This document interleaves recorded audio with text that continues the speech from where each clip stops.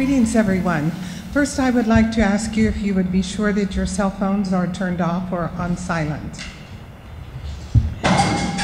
On February 19, 2010, about 2 years ago, I met Dr. Parsi following his participation in a panel discussion at the United Nations. I knew immediately after hearing him that he was someone that I wanted our students to hear and learn from. And so I introduced myself and spoke of my interest in inviting him to our campus. It took nearly 2 years for us to make this happen, but believe me, it was well worth the wait. In our times, a nation's foreign policy is shaped within a global context. U.S. foreign policy has evolved from we don't speak to evil under the Bush administration to one anchored in mutual respect, in as much as feasible. Dr. Parsi's book, A Single Roll of the Dice, presents an excellent and very clear picture of the complexities of foreign policy formation and the intricate dance engaged in developing and implementing policies based on lofty goals. On Sunday, President Barack Obama said that there was still time to resolve the Iranian nuclear standoff with the West through diplomacy, but that the window for such a solution was closing. Iranian President Mahmoud Ahmadinejad said on Monday that the United States could no longer dictate policy to the rest of the world and warned of growing instability in the West's relations with Pakistan. And so it continues. What do our experts have to say about all of that? It is my great pleasure to turn over the program to a new friend of FDU's UN Pathways program, Mr. Jeffrey Laurenti, Senior Fellow and Foreign Policy Specialist at the Century Foundation, and Dr. Trita Parsi, for a stimulating and enlightening conversation on Dr. Parsi's most recent book and his understanding of the future of U.S.-Iranian diplomatic relations. Thank you very much, Joanne. When Israel's Prime Minister Benjamin Netanyahu came to Washington earlier this month to summon his American supporters to renewed efforts on his government's behalf, his top priority, it's fair to say his only priority, was stopping Iran's nuclear program dead in its tracks. The AIPAC conference at which he spoke also drew nearly all the major party candidates for president, putting U.S. policy toward Iran briefly at the top of the U.S. foreign policy debate during this election year.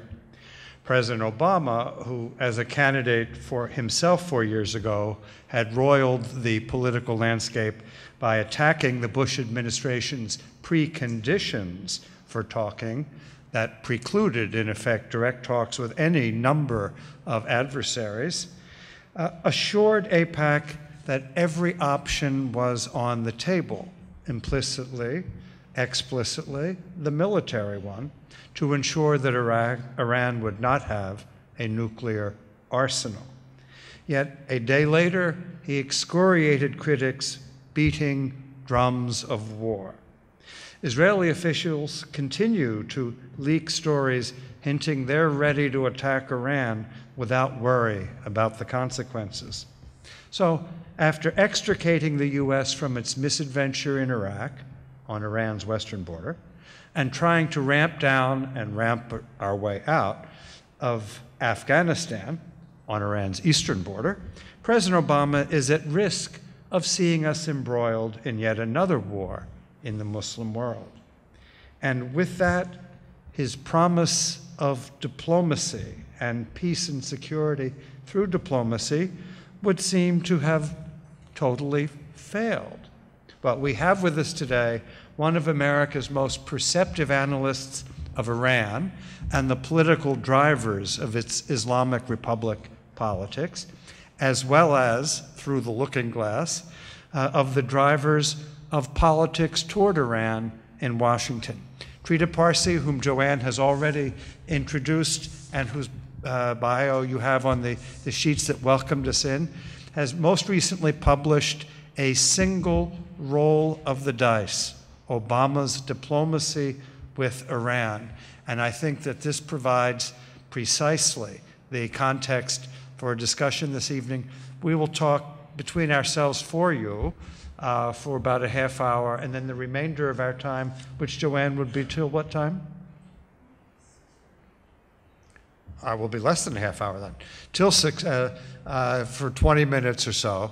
This will be Trita's judgment as to what he has to say to the initial set of questions that I'll be offering. And then we will ask all of you to participate with your own comments and questions. So first, Trita, let's start with what is on everybody's mind, at least in this country. The burning question in the immediate future tense. In your view, what is the likelihood that either Israel or the United States will launch a military attack on Iran before November 4th? And what would such an attack aim to accomplish? Very good. First of all, let me just thank you all for being here, and thank you, Joanne, for the invitation. It's a great pleasure being here. This is an important topic. I want to give you a caveat before the talk, however. This is not going to be a particularly uplifting conversation. If you're already suffering from depression, I advise you to leave now, because I don't want to be responsible for pushing you over the edge. But hopefully or pop your Prozac. Yeah, and pop your Prozac. But hopefully we'll be able to see some glimmers of hope. I think on the issue, it is really interesting to see that almost exactly a year ago, 3 years after President Obama so famously in his inaugural address said that America reaches out its hand if the Iranians are willing to unclench their fist. 3 years after that, we are in a situation in which Secretary of Defense Panetta puts the risk of a military confrontation before April, meaning before 30 days or so, at 50-50. How did we get here? And how real is this threat? I think it is important to realize the threat is real. We have seen a gravitation towards a confrontation. We will continue to see a gravitation towards a confrontation until we actually muster the political will on all sides to find a solution. There are no magic pills or shortcuts to this. Just trying to win time in the long run is not going to work. We'll have to have a solution. The hopeful sign, though, if we were to compare the current situation with the situation that existed in 2002 during the Bush administration, the most important difference is that in the Bush administration, there were plenty of very important people who did want to see a military confrontation, and they eventually managed to get it. In the current Obama administration, I am not left with the impression whatsoever that there is a desire for a military confrontation. The book is based on approximately 70 interviews with both people from the Obama administration as well as other actors in this field, from the Saudis, the Israelis, the Turks, the Brazilians, the Europeans, but also, of course, with the Iranian officials, just to make sure we get a 360-degree picture of what actually has happened. But I don't see any desire on the side of the Obama administration for a confrontation. I do see a desire in the administration to give the impression that a military option is there and that it is being considered out of a belief that the administration has adopted, in which they think that they will have to leave that impression in order to maximize their leverage against the Iranians in a future negotiation. When you hear, for instance, today, the news that after the German defense minister met with Ehud Barak in Israel today, and after that meeting he said that he's now more concerned than ever before that there will be a military confrontation. And then that suddenly the Israelis have canceled Passover recess for their military. One can interpret that as a very clear indication that we are preparing for a military confrontation. Or it could also be a very elaborate bluff in order to put pressure on all the various parties to come to the table. The one similarity that, however, exists between the current situation and 2002 is that once again we're seeing the media, in my assessment, not living up to their full responsibility.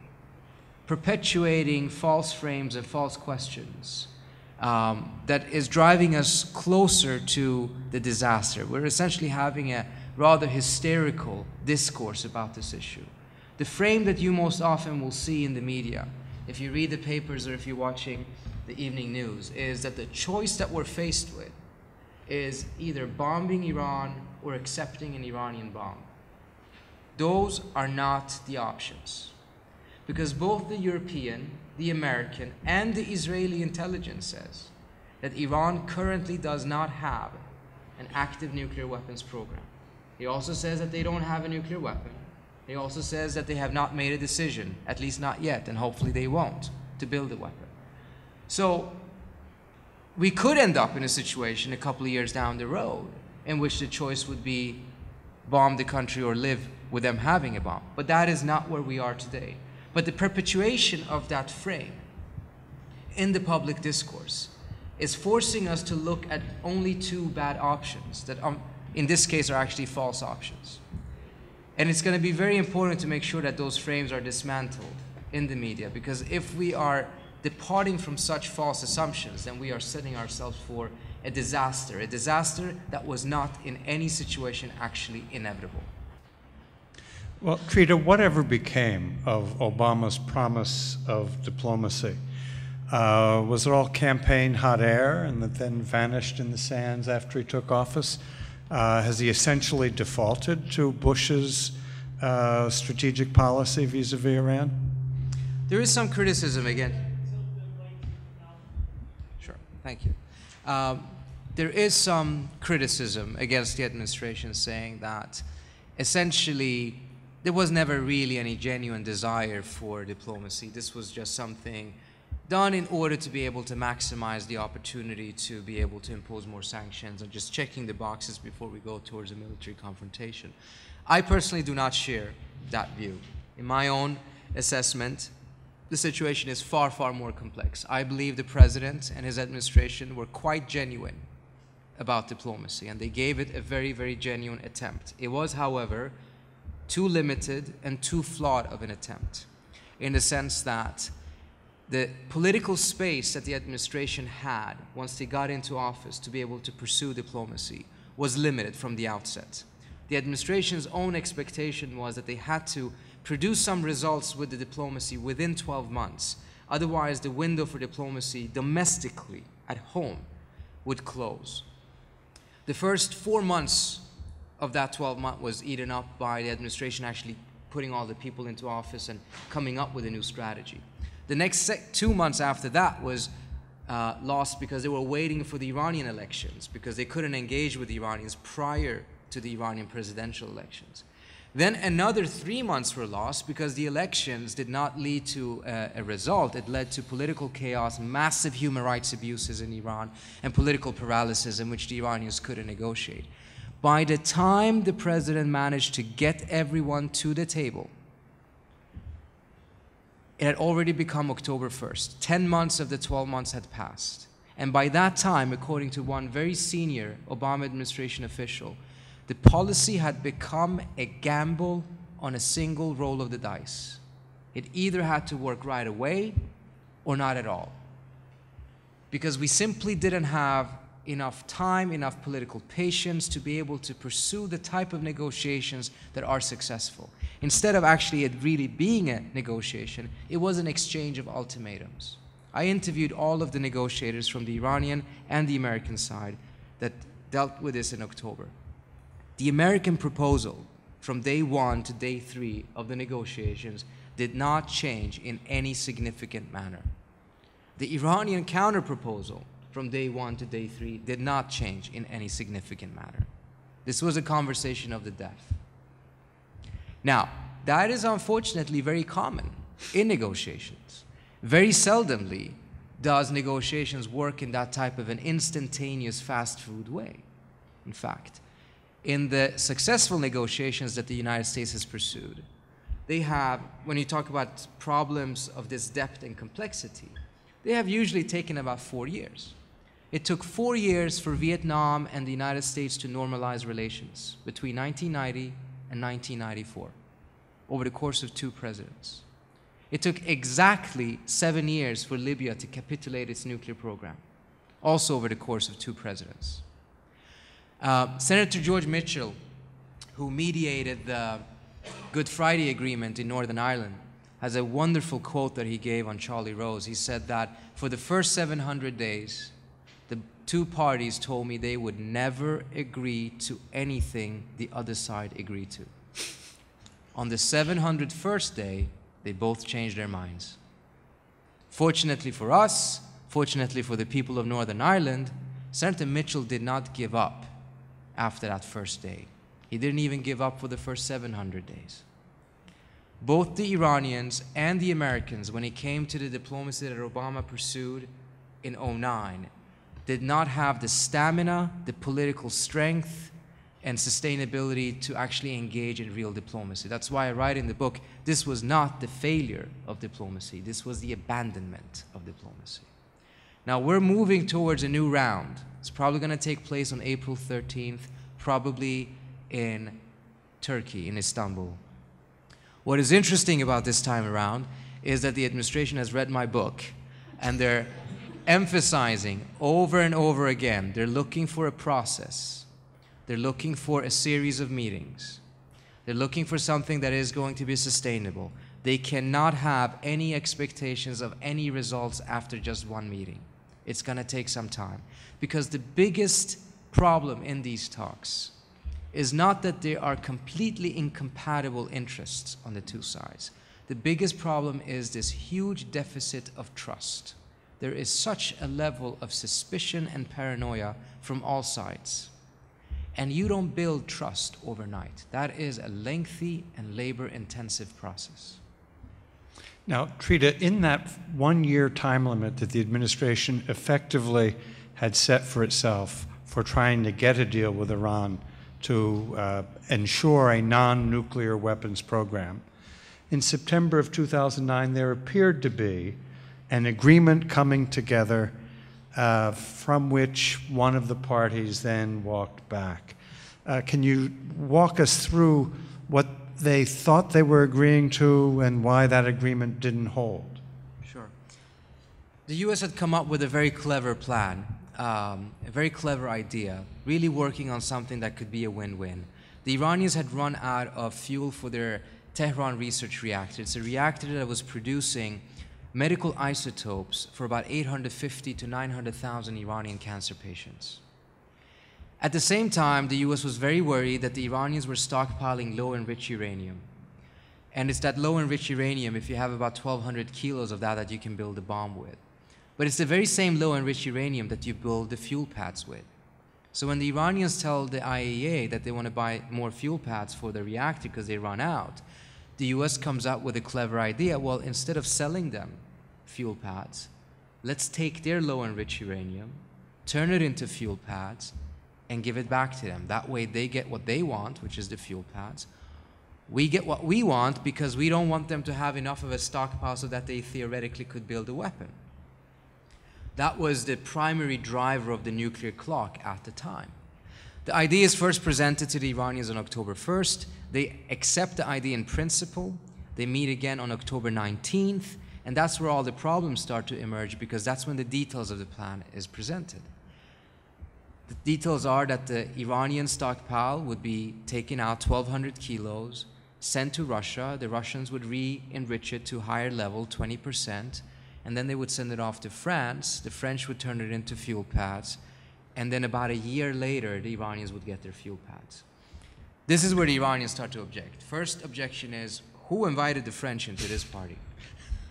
The Iranians didn't want to have the French in this at all, particularly when the French are involved in the process, but where is America's role in this process? The Iranians said, well, let's have the Americans produce the fuel pads. Why is the US in the room if they're not having a role in this?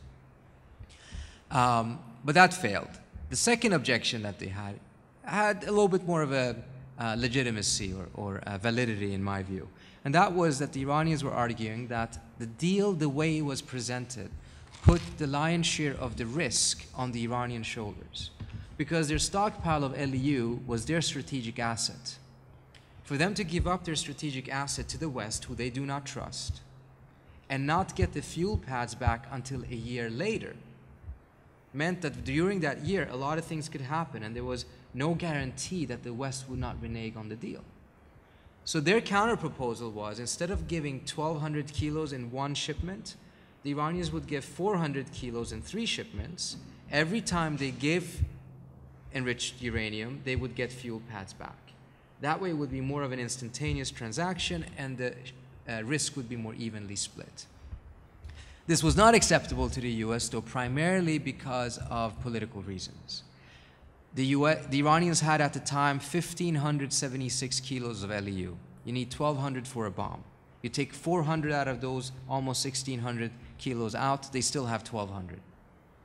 You needed to substantially reduce their stockpile in order to add more time to the nuclear clock.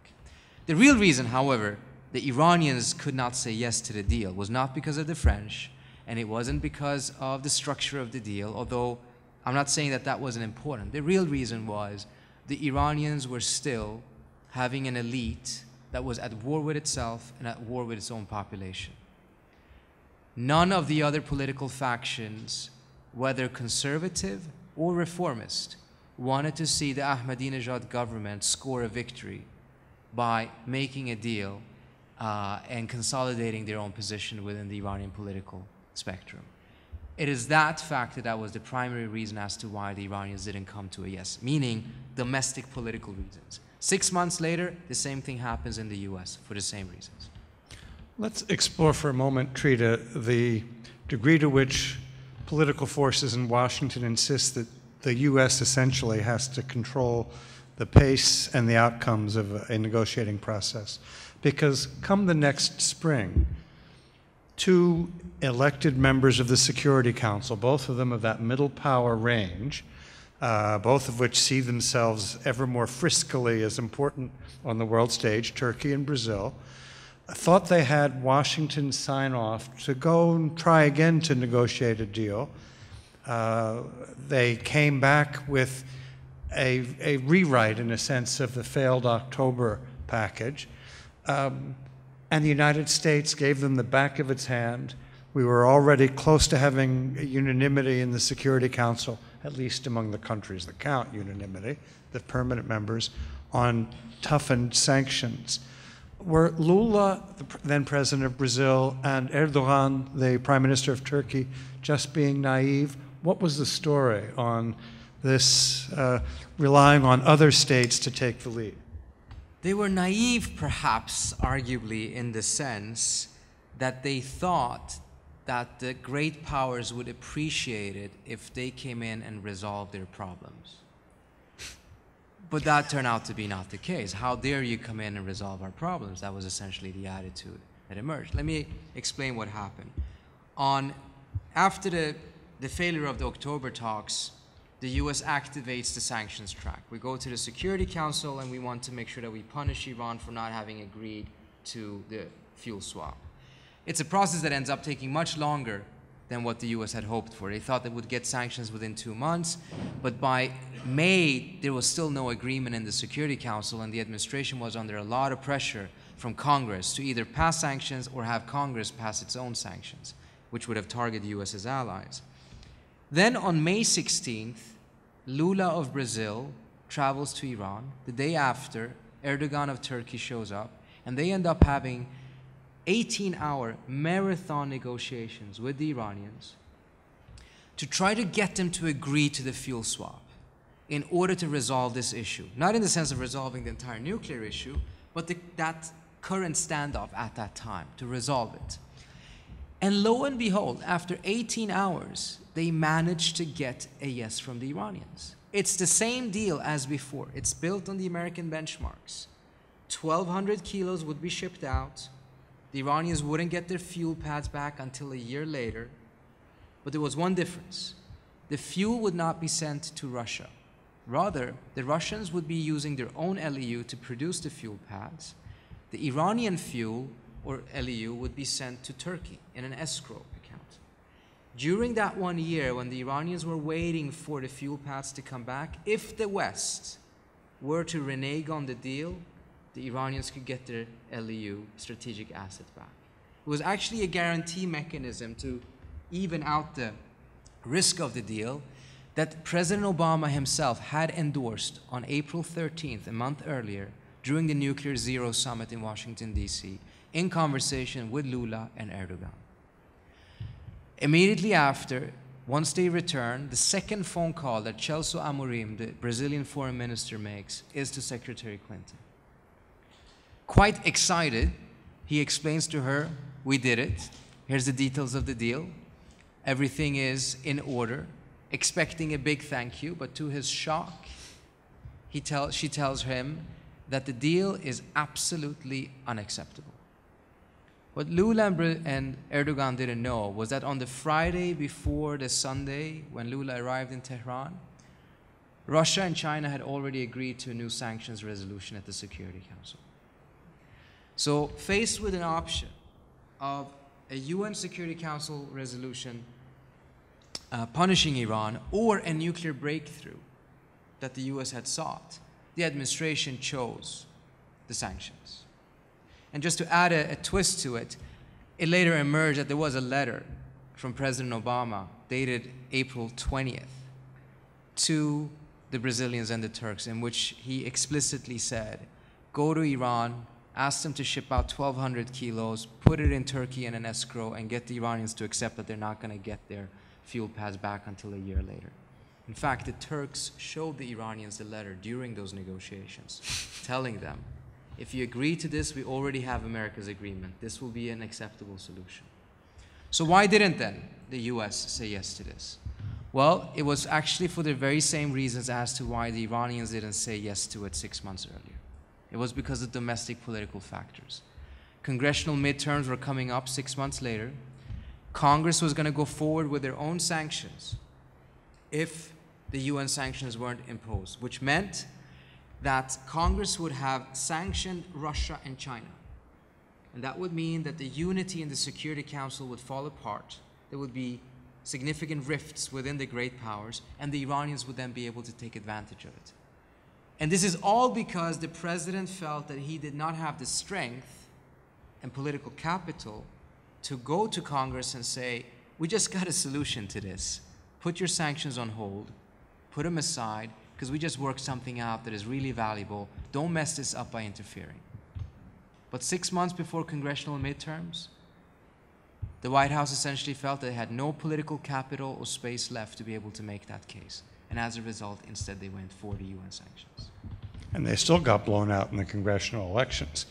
But was, in fact, the prospective Turco-Brazilian deal incompatible with at the same time in New York, the Security Council, now that you finally had those votes that you had been trying to get,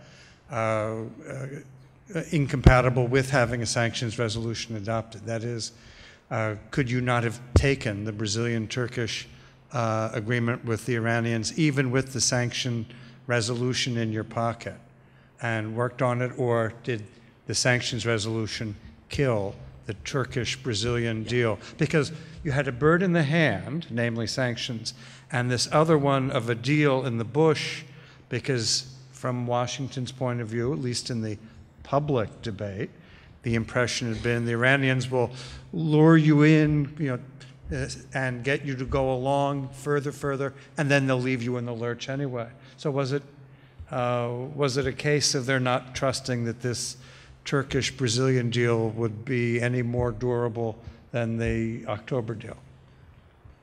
Well, it was interesting to see that some of the criticisms that the administration put forward against the Turkish-Brazilian deal was the very same criticism that opponents of Obama put up against his own deal 6 months earlier. So it is a situation in which once you have managed to get all of these different countries to agree to a sanctions draft, the momentum of the sanctions are so great that you can't walk it back. So once you have that bird in your hand, you actually forget that you actually did have another bird in your hand. It wasn't a bird in the bush. You had it in your hand. But I think it also shows that the significant danger of this level of mistrust, but also the bureaucratic inertia. Once you have spent so much capital, and there was a lot of capital spent to get the Russians and Chinese to agree to the deal, because we also have to remember this factor. the negotiations about the Iran sanctions was not that much about Iran, and it actually really wasn't that much about Iran's nuclear program. It was about the handling, the management of alliances within the Security Council, particularly between the P5, particularly about the Russian reset. So there were a lot of concessions that the US gave to the Russians and vice versa.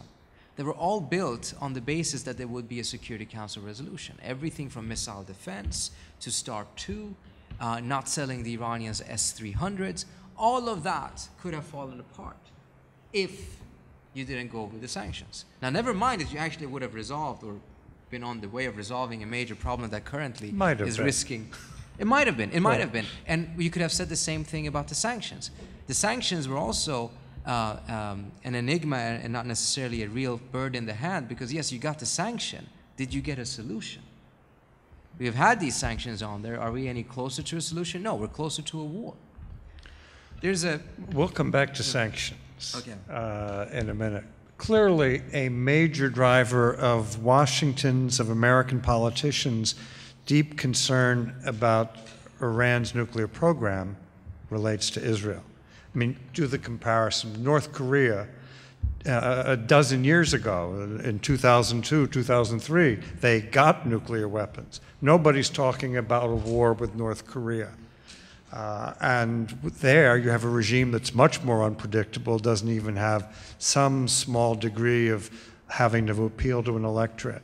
In the case of Iran, some cynics would say that it is simply the political concern of a deeply concerned American constituency that creates a very different landscape. So let's talk for a minute about that Israeli-Iranian connection. Your previous book, A Treacherous Alliance, dealt with the Israeli-Iranian relationship. Is there a reflexive hostility to the very notion of Israel that's built into the DNA of the Islamic Republic? There is, without a doubt, not a lot of fans of Israel or Zionism within the Iranian government. I don't think that's a secret. There is a tremendous amount of hostility. There is a very hostile ideology against Israel. What is important, however, when you look at the relations of states, is to, on the one hand, not dismiss or neglect ideology and values and belief systems that exist, but to very carefully at the same time study to what extent are those belief systems and ideologies a driving force of the actual policies. Because people can have a lot of different belief systems. That doesn't necessarily mean that that is impacting or driving their behavior. And in the case of Iran's ideology vis-a-vis Israel, clearly it is extremely hostile and negative towards Israel. It is not, however, a primary driver of their policy. Consistently over the last 32, 33 years, whenever the Iranian state ideology of being quite anti-Israeli has clashed with their strategic interests have prevailed, even to the extent that the Iranians and the Israelis were collaborating behind the scenes during the 1980s and dragged the US into it as well in the Iran-Contra scandal. People tend to forget that back in the 1980s, it was Israel who lobbied Washington and said, you have to talk to the Iranians. You have to sell arms to the Iranians. And by the way, don't pay attention to the Iranian rhetoric because it's not reflective of their actual policies. That's only 30 years ago, at a time when Iran was actually more ideological than it is today because Ayatollah Khomeini was still alive. This is not to mean that ideology isn't important or that you should not pay attention to rhetoric or that rhetoric cannot be dangerous in and of itself. It clearly can. But it's also important not to get misguided into a more hysterical attitude about this, in which we blindly focus on every negative statement that is coming from the other side, and then clearly, willingly dismiss all other statements or actions that take place that contradict that state ideology. If we take a look at the behavior of the governments and not its rhetoric, we will see that both the Israeli government and the Iranian government actually have quite different policies than the ones that they're declaring. A few weeks ago, Trita, I had gone to a political party event in my own county, Mercer County, in Princeton, at which one of our U.S. senators, Robert Menendez, who will be running for re-election this year, or is running, and I posed the question to him at this gathering, look, we've just gotten ourselves out of the Iraq War and trying to find a way responsibly to get out of Afghanistan, and yet you have all of the war drums being beaten for launching a new war in Iran. Isn't this crazy? And Senator Menendez's reply was, it's precisely because I don't want us to go to war over Iran's nuclear program that I've been a sponsor of much tougher sanctions. Now, I see that just 3 days ago, you published a piece on the Daily Beast, the new Zion Square blog, in which you argue that sanctions make war more likely. Could Senator Menendez be wrong? Believe it or not, he could be. He could be quite wrong. In fact, I would say that he is dead wrong on this issue. There is not any empirical evidence in other cases in which you can say that the level and intensity of sanctions that have been imposed on Iran right now actually reduce the risk of war. On the contrary, on this specific case of the situation with Iran, if it is so that sanctions are helping avoid war, why are we then in a situation in which Panetta says that we are 50-50 risk of having a war? After all of the sanctions that are being passed, why is it that after every time a new sanctions bill is being passed, within 2 to 3 weeks after that, the war drums are beating once again? Perhaps it helped prevent war for 2 to 3 weeks, but beyond that, it seems to do the opposite. And then there is this other factor, this long-term effect. When you go into these sanctions policies, we are entering a negative dynamic. Both sides are trying to make it as painful as possible for the other side to continue with its policy. We explicitly say that we are imposing sanctions in order to change Iran's calculation, so that the cost-benefit calculation for the Iranians to continue with their nuclear program will be reversed. So we want to inflict pain on them through these sanctions. The Iranians say the same thing. They say as long as the United States is not willing to negotiate and accept that Iran has a right to nuclear enrichment, then the Iranians are going to continue with their nuclear program and make more advancements in that program, as well as harm American interests throughout the region, which is primarily Iraq and Afghanistan. Why? In order to change America's cost-benefit analysis.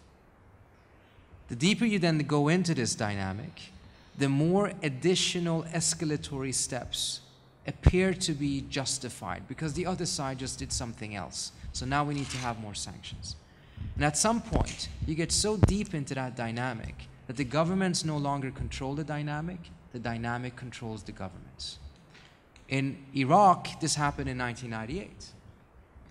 The Senate then and the House passed the Iraq Liberation Act, which made regime change in Iraq official U.S. policy. That was also one step of ramping up the pressure on Saddam's regime. Now, regime change in Iraq, I think, is highly desirable thing, of course, in the 1990s. But what did it do to the actual dynamic between the countries? Well, it essentially signaled to Saddam that even if he gave up the nuclear weapons, which he apparently did not have, that would not be enough because our policy was regime change. Essentially, the last exit ramp for Saddam's regime had been eliminated. There was no way for him of backing down. And at that point, there was only two options left for the US to get out of the corner that it had put itself in through this legislation. Either there had to be a regime change in Iraq, which clearly did not seem to be likely in the short term in and of itself, coming indigenously, or there had to be a military confrontation. All you needed at that point was something to precipitate the war. And 9/11 then was used as a pretext to precipitate. We are reaching that level in Iran. We may already have passed it, in the sense that the sanctions are at such a level that the impression on the other side that this is not targeting the nuclear program, this is about regime change. Combine it with the fact that most of the US sanctions are passed by Congress. They're not passed by the executive branch. Congress is quite good. But signed by the executive branch. Sorry? But of course, they're signed. They're definitely enacted. signed. But there's a difference here, because once you have congressional legislated sanctions, it is not only then Senator Menendez who has to pass them, he is also the one who has to lift them. Congress has to lift its own sanctions. And the senators are quite good at passing sanctions, but they're quite bad at lifting them. The process of lifting sanctions is a tremendously lengthy one. How many here knew that the last sanctions on Iraq were not lifted until 2010, 7 years after mission accomplished? The sanctions on Libya, even after they capitulated, the nuclear program took several years to be lifted. So your ability to use the promise of lifting sanctions as a leverage in a negotiation is lost because you can't do it quickly enough. Now, the European sanctions are passed through their executive branches by the foreign ministries. They could theoretically be lifted in 3 months. That actually adds leverage to the Europeans. They could make a promise in a negotiation that will lift these sanctions if you change your nuclear behavior. The US cannot make that promise with credibility because of the process it has to go through. So you get these completely locked in situations. And then if you have one small spark, in spite of perhaps a genuine intention to pursue sanctions to avoid war, you'll nevertheless get war. You know, in these remarks that you've just made, Trita, and I'm about to invite your participation. Who has the microphone to get folks? Okay, so I hope that you, particularly the students, will have questions.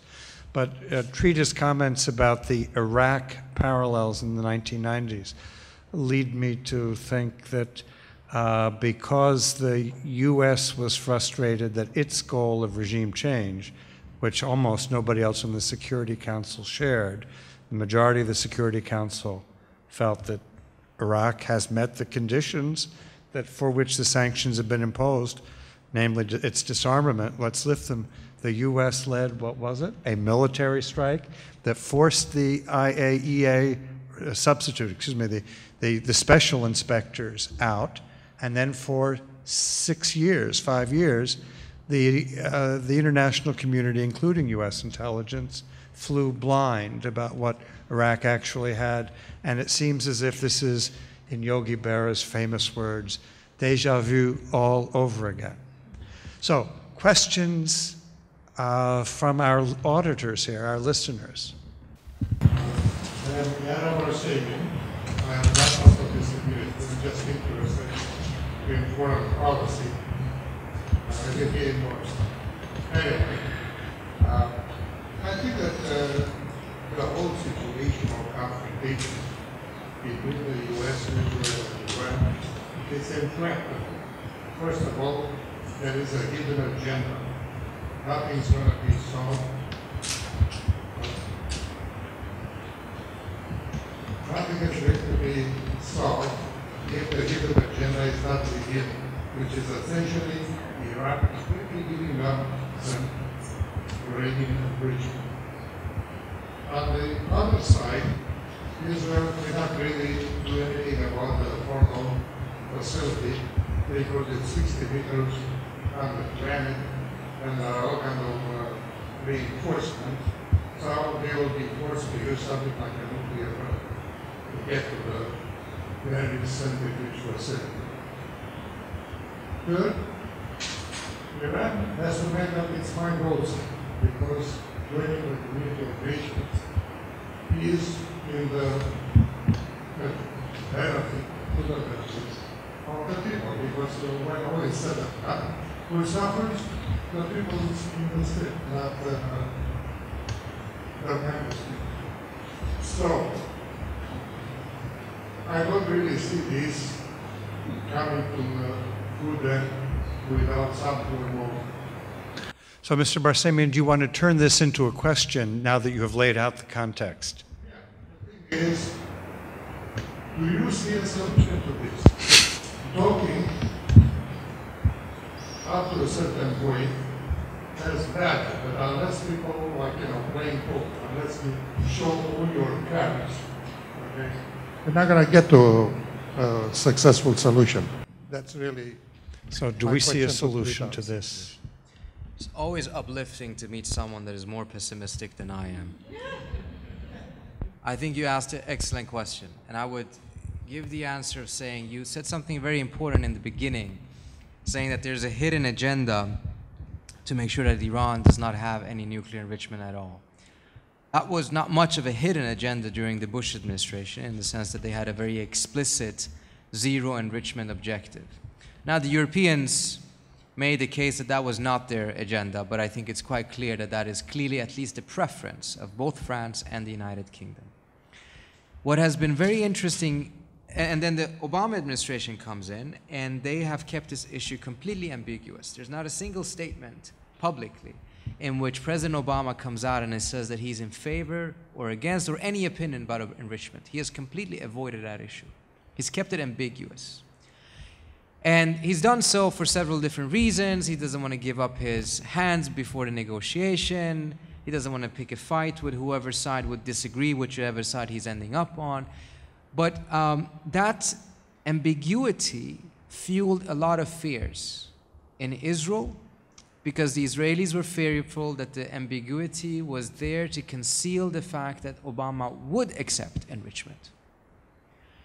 It also fueled a lot of fear on the Iranian side, in which they felt that the ambiguity was there to conceal the fact that Obama would not accept enrichment. Now the ambiguity has been significantly reduced, and perhaps we have to thank Prime Minister Netanyahu for that, because his trip to the US earlier in March was driven by a desire, an agenda to get the Obama administration to put the red line of the US at nuclear capability, not at nuclear weapons. Nuclear capability is oftentimes understood to be enrichment, meaning that Obama would have to have the same red line as Bush did. It's a red line that essentially renders negotiations completely invalid and useless, and is viewed by many as a fast track towards a war. To many people's surprise, including myself, Obama stood extremely firm on this issue, as did the US military, clarifying that the US's red line is that Iran cannot have a nuclear weapon, which then implicitly means that enrichment can be accepted under the circumstances in which it is under strict inspections. It doesn't mean that it is the desire of the United States to have so. Clinton has still said that it is the policy of the US not to have enrichment in Iran, but it's not the red line. That has then opened up some space for successful negotiations, because the Iranian leaders then responded to that within a day, signaling that this was welcoming that Obama had distanced himself from the war talk, reissuing this statement several times over the course of 3 weeks that having a nuclear weapon or building a nuclear weapon is, according to the interpretation of Islam that the Iranian leaders hold, a sin, and then reiterating that the Iranians will stay within the NPT. All of these statements seem to create the contours for a very, very small space in which the red lines of both sides can be met, meaning the American red line that Iran should not have any nuclear weapons or build any, and the Iranian red line that they will have to have enrichment on their own soil, and that would be accepted.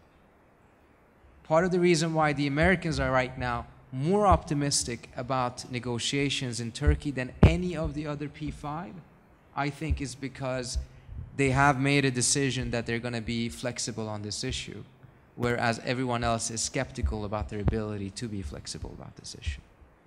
So Prime Minister Netanyahu wasted his airfare? I'm sure he had a lot of other things that he brought back with him, but on the Iran issue, I would say that he essentially walked home pretty empty-handed. Now, there are plenty of others in the US Senate and Congress that are still pushing the administration to adopt nuclear capability as the red line rather than weapons. And their biggest opponents right now are the president and the US military. The US military is dead set against having capability as a red line. And it's understandable, because if you have capability as a red line, what does that mean to a military person? to a military person who wants to have a clear objective for any type of a mission that he or she has to go on, if you say military capability is the red line, you have to eliminate Iran's military capability. That means you have to go and bomb and destroy all of their nuclear facilities. You have to kill all of their nuclear scientists so that they won't be able to rebuild the facilities. And then you have to go and burn all physics books so they won't have the ability to relearn how to build the facilities. That's not a mission that any U.S. military person wants to be sent off to. Sir. Yes.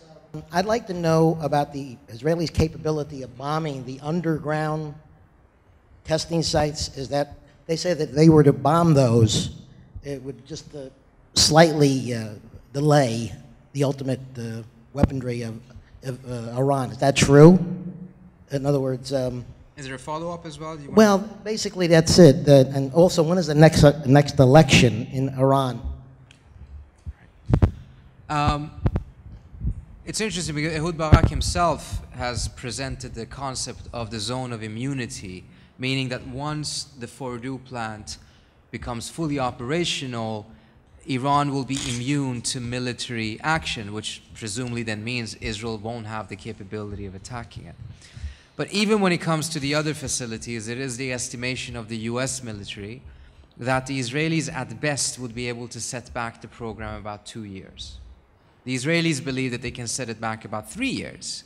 None of them believe that they can destroy it by just having military attacks. This is part of the reason why the US, again, and this is also very much driven by the US military, is very much opposed to this. Because the current situation is such that the level of inspections that currently are taking place at Natanz and as well as in Fordow is of such intensity, they're not sufficient, they're not ideal, but they're of such intensity that if the Iranians were trying to dash out, meaning that they were trying to quickly build a bomb and present themselves as a nuclear weapon state, they would need between 6 to 12 months to do so. They would have to reconfigure the centrifuges, and the entire process would take 6 to 12 months. The inspectors, however, would catch them within 30 to 60 days. Meaning that if the Iranians were trying to cheat, the White House right now, according to one quote they even gave to the New York Times, have zero confidence that the Iranians would succeed. They would get caught well in time, and as a result, it would be time for a response. Meaning that there's a relative safety right now. We have eyes and ears there.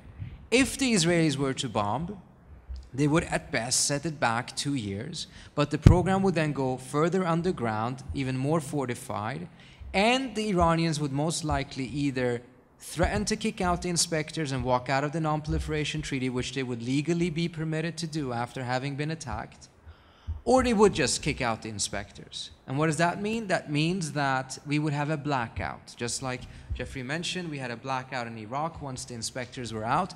We would walk from a relatively safe situation right now in which they are doing some things, we don't like it, but they can't cheat, they can't weaponize without getting caught, to a situation in which A, they would be able to do whatever they wanted because we have no eyes and ears there, and B, most likely they will then actually go for a bomb. The decision to build a bomb will be taken because they were just bombed. You can't convince a country that it should not have a nuclear deterrence by bombing it. You bomb the country, you will exponentially increase their desire for a nuclear deterrence. That's part of the reason that it's important to understand this point, because it's not so that the US military is against doing this because we are having problems in Iraq and in Afghanistan and the state of the US military is in a bad shape. As a result, we're overextended. Even if we weren't, this is still a really dumb idea. Now, I had told Trita before we started that I was sure there were going to be student questions here. Is there a student in the standing right here with the mic? Go to it. Your name? My name's Daniel Palmer. I'm a junior political science major here at Fairleigh Dickinson. I actually was in attendance last month at the AIPAC policy conference when the Prime Minister of Israel said, even if we don't have the United States backing, if we feel that Israel is threatened, we're going to act on our own and bomb Iran. Now, my question is, what do you think the chances are that Israel would actually do that? without getting the consent of the United States to attack Iran? And if they were to do so, what would be the implications both domestically for Obama in 2012 and for the overall relationship between Israel and the United States? Thank you. I think that's a very good question. Mindful of the clarity in which the U.S., both at the political and at the military level, have made clear to the Israelis that they do not wish to see the Israelis do this because of the fact that it would really render a nuclear weapon in Iran more likely, that it would make matters worse, and that it would create the risk of a larger war that the U.S. would be dragged into and would put the risk of American servicemen and women, they would put them in danger. It would be a very costly thing for the Israelis to do this, mindful of the fact of what I just mentioned earlier on. They don't have a bomb, they have not made a decision to make a bomb, and they don't have an ongoing weapons program. To bomb under those circumstances is not going to be viewed lightly. However, the political cost of that in an election year in the United States is going to be far less than if it was a year from now. So the temptation on the Israeli side, particularly mindful of the fact that Netanyahu doesn't seem to care too much for Obama, and vice versa, the political calculation there may be such that the likelihood of this being done would be greater than it would under other circumstances. But I think there's also important to keep in mind that there's a lot of forces inside of Israel that are very worried about this for several different reasons, because it would fail and it would reveal the limitations of Israel's military capability, which would then harm Israel's deterrence, because at the end of the day, the most important relationship the Israelis have is the relationship that they have with the United States. This would be something that would directly damage it. There is still, even though the population in the U.S. isn't necessarily up in arms about this issue, there is still a tremendous war weariness and a tremendous anti-war climate in the country. If the U.S. gets dragged into yet another unwinnable, unachievable military confrontation, and this time because of something the Israelis did that we asked them not to do, that will also have long-term effects for the Israeli-American relationship. So there are plenty of voices inside of Israel that are very concerned that this would end up very badly for Israel itself. And yet the New York Times tells us today that the Netanyahu-Ehud Barak duo is of a mind on this. Striking. Daniel, could you share the microphone first for the gentleman right at your right? And okay, we'll be very brief. My name is Bob Wang. I'm a professor here at Fairleigh Dickinson. I'm sorry, your name, Mr. Wang? Bob Wang, yes. I came here with the impression I want to hear the other side of the story. You said you interview people and you want to share with us 360 degrees. I would like to know what's the people in Iran, what do they think of this whole issue? And if you can share a little bit with us. Thank you. Excellent. Thank you so much, Professor. Well, this is a big issue, so there's plenty of views in Iran on this as well. If we focus on the population, I think it's very important to, as a first point, make it clear that this is a population that clearly is not happy with the government that they have.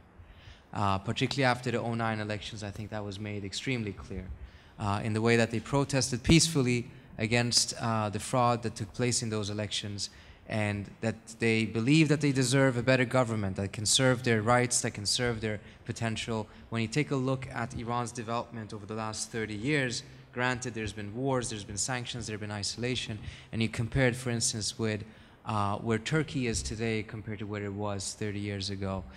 It is not a story that makes the Iranian people pleased to see how they really fallen behind.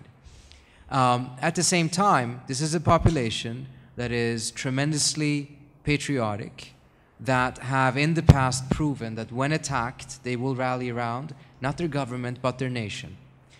There are some people in the US who believe that because the population are so unhappy with the regime, if there would be an attack, they would be welcoming it. I find that to be completely ridiculous. In fact, Netanyahu himself has made that argument. Which further confirms that it's ridiculous. I guess one can say that. When Saddam Hussein invaded Iran in 1980, Iran was in political chaos. The Islamic Republic did not have a firm control over the country. There were many fighting factions, and Khomeini had not managed at that time yet to outmaneuver all of them.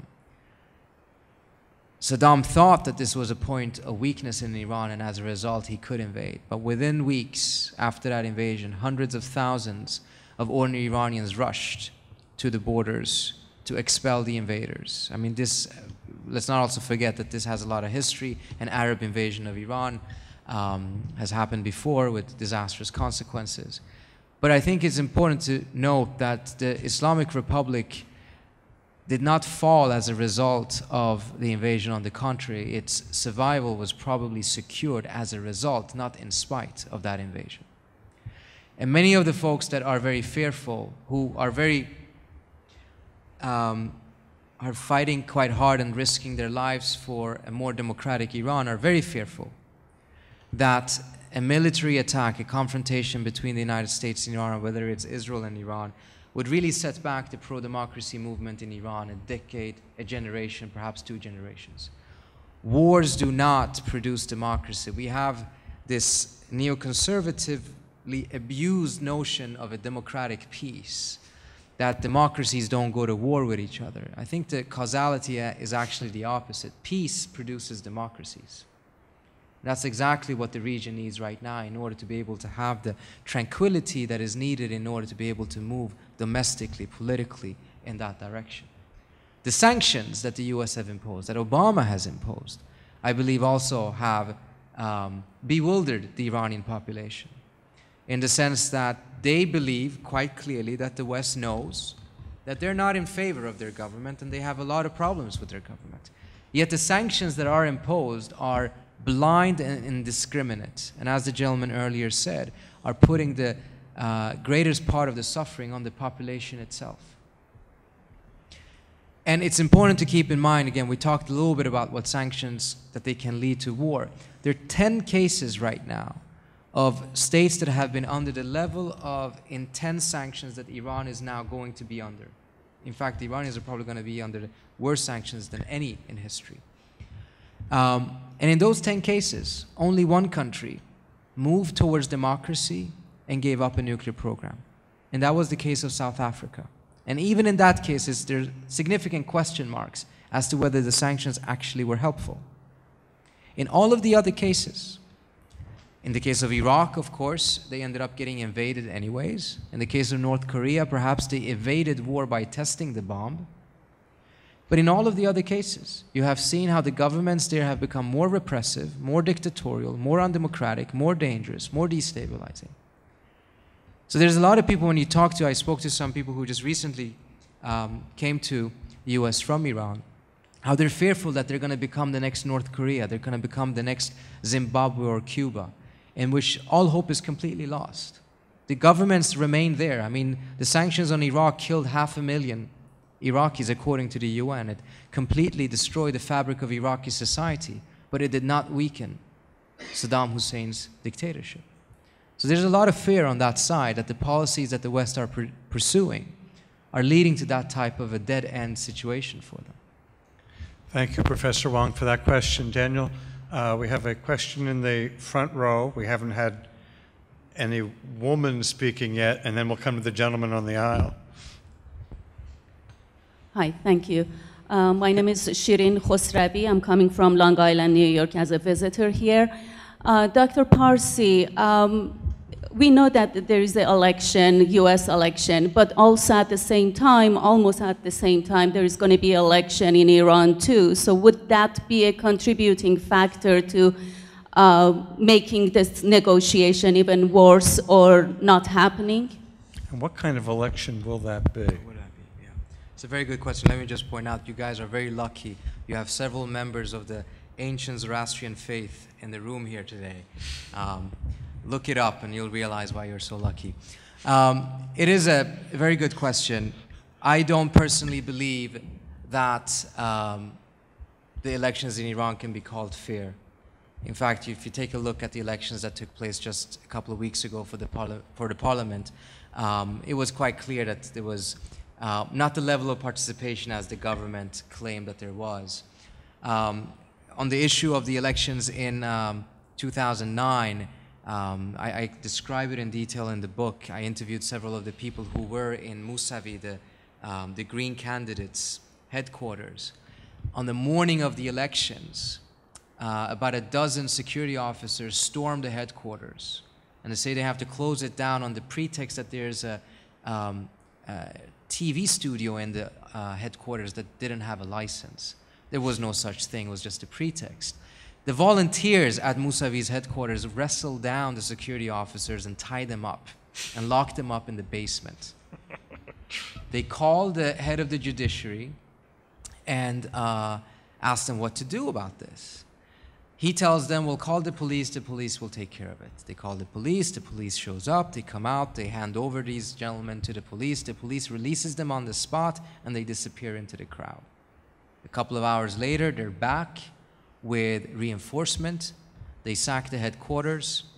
They arrest all of the first and second circle of advisors around Mousavi and Karoubi, and that ended up becoming a decisive blow because it created a separation between the Green Movement's leaders and the grassroots. Their ability to communicate and coordinate severely suffered as a result of this.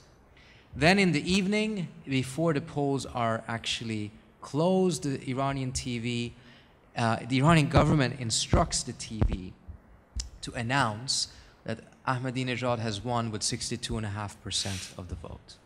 Now, I'm not saying that they're as incompetent as our fellow friends in Florida, but counting 40 million handwritten votes in a couple of hours, in fact, before the votes are cast, is a level of efficiency that the Iranian government is not usually known for. So I think we have to take the notion of elections there with a certain grain of salt. Now, does it mean that because they're unfair, because they're not really democratic, that they won't have an impact? I think they do. For instance, if Mousavi had won the elections, even though the elections would not have even then have been fully democratic, because not everyone can run in these elections, it would nevertheless have had an impact. And I think we're going to see in 2013, whether the government has managed to essentially reestablish their authority at the expense of their legitimacy to the extent that they don't have any major challenges. We may not even actually have elections of the kind, because there's even some rumors that they would be willing to undo the position of the presidency and only have a prime minister, as they had back in the 1980s. That is very attractive to the Iranian Supreme Leader Ayatollah Khamenei, because almost every time someone has gotten elected, it has not been his candidate.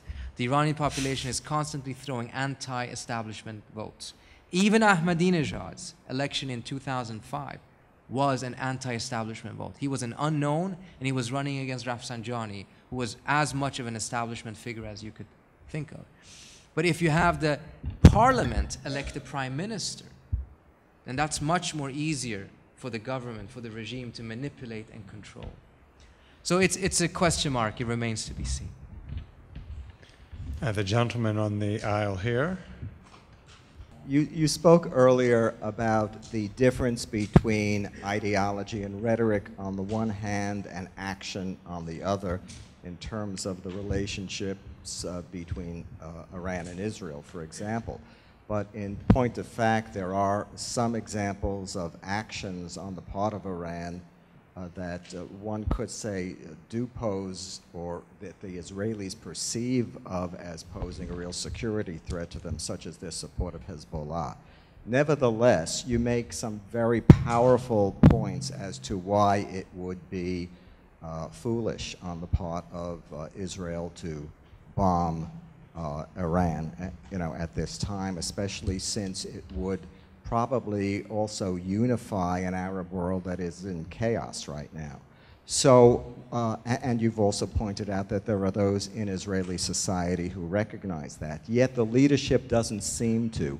What would they hope to gain by bombing Iran at this time? What do they see as the positive results of such an action, since it seems, based on everything that I've heard, that there doesn't seem to be much? I think that's a very, very good question. Let me also just add one point when you said that it would unify the Arab world. One of the things the Israelis should be looking at, and I believe they are, is that the Arab Spring has really ended up very badly, at least so far, for the Iranian government. It has usually been on the side of what is viewed in the Arab world as being the oppressed. It's been on the side of the Palestinians, it's been on the side of the Shiites in Lebanon, etc. Now suddenly it is on the side of Assad, who is butchering his own people in Syria. The Arab TVs are showing this over and over again. It's really done tremendous damage to Iran's soft power in the region. The conversation in the region is no longer centered on the Israeli-Palestinian conflict. It's centered on the Arab Spring. It's centered on Assad and what's happening in Syria. If the Israelis were to do something militarily, they would push themselves back into the center of that conversation, which is actually exactly what the Iranians want. The Iranian government is much more comfortable with the Israeli-Palestinian issue being the center of the conversation in the region.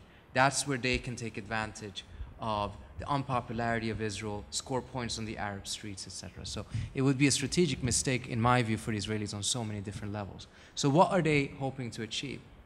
That goes to the question, what is the Israeli red line and why is it a red line?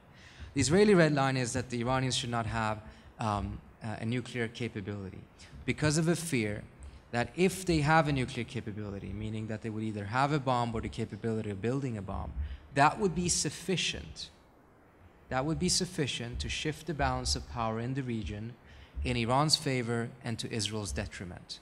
It would lead to a situation in which the Israelis would lose a lot of maneuverability that they currently enjoy in the region, whether it is recurring invasions into Lebanon or whether it's bombing on Gaza. There's no major power in the region that is stopping the Israelis from doing so. But if you have a nuclear-capable Iran that is a virtual nuclear power, the equation could change. The Israelis are fearful of this. But more importantly, because if there is a nuclear capability in Iran and it is accepted by the West, there is a negotiation between the US and Iran, and the outcome is an acceptance of this, under strict inspections, of course, even if there isn't a significant proliferation risk. What that does is that it reduces US-Iran tensions. It doesn't turn it into a love fest between the US and Iran, but it reduces US-Iran tensions. There isn't, however, a subsequent proportional reduction in Israeli-Iranian tensions.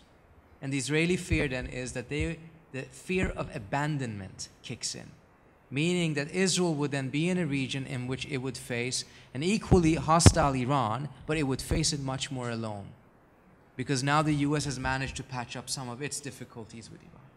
And that would make everything else for Israel so much more difficult. Based on my I was in Israel in January, I have plenty of conversations with Israeli officials. Based on my assessment, this is the central points of their concerns. And if you talk to Israeli officials and you go through all of the talking points, you actually get to the real issue. This is what we talk about then. These are not effective arguments for the Israelis in their own assessment to bring out on the international scene, because this doesn't yield a lot of sympathy on the international scene, because every country is constantly faced with the prospects that the balance of power in the region can change to your detriment. If you, however, present it that this is an existential threat, this is about an epic battle between a liberal democracy in the Middle East and a tyrannical, religious, fanatic, Islamic regime, then suddenly it changes the equation and it changes the automatic loyalties of other states in the international community. I think the Israelis right now, part of the reason why they still would potentially do attack is because they're so fearful that the results of a successful negotiation would be such that it would be beneficial to the US and to others in the region, but it would come at their security interests' expense. I think we were lucky that Dean Wyman should close our discussion with his very trenchant question. And we now can turn the program back to Joanne Allen to close it for us. And thank you very much, Trita. Thank you. Thanks so much.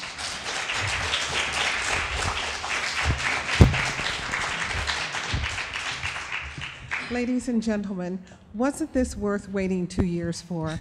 Let's hear it again. Thank you.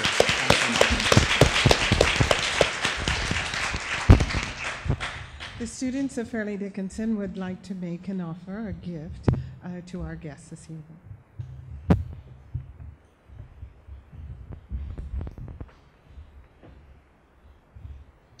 On behalf of the Office of Global Learning, I would like to present our two speakers with a token of our Oh, appreciation. one speaker. Our two speakers, I'm sorry. No. Start off with Trita. He's the one who's the speaker. Thank you.